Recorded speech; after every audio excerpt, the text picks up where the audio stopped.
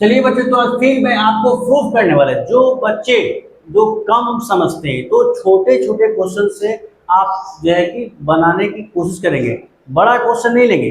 जैसे कि अब लिखा हुआ cos theta minus cos theta का होल स्क्वायर है, प्रूफ करना है 1 minus cos theta 1 plus cos theta.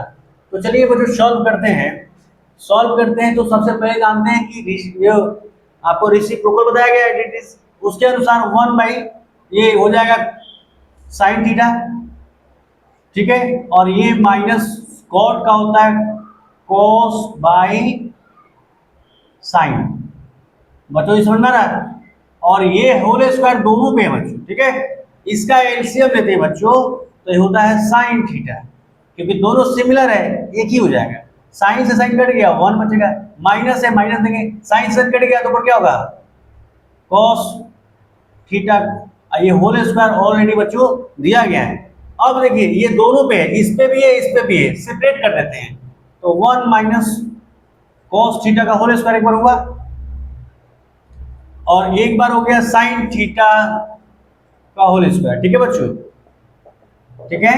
अब क्या करते हैं बच्चों, आपको ध्यान होगा कि साइन थीटा के जो बराबर होता है क्या होता है, sine square theta plus cos square theta बराबर 1 होता है बच्चों।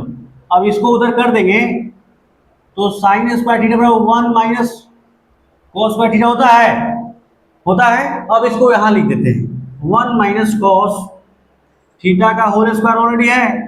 अब इसको क्या लिख देंगे, यहां से उसको यहां पर लिखिए कि साइन स्क्वायर थीटा बराबर क्या होता है 1 minus cos square theta, 1 minus cos square theta.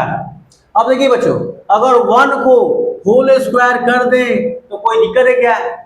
अगर 1 इंटू 1 कर दे तो 1 ही होगा, अगर इसको करेंगे तो 1 का स्क्वायर हो गया।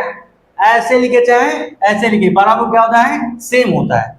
अब बच्चों क्या करते हैं, इसका होल स्क्वायर आपको मालूम है A square minus B square, formula होता है ए प्लस बी और ए माइनस बी होता है बच्चों, याद होना चाहिए।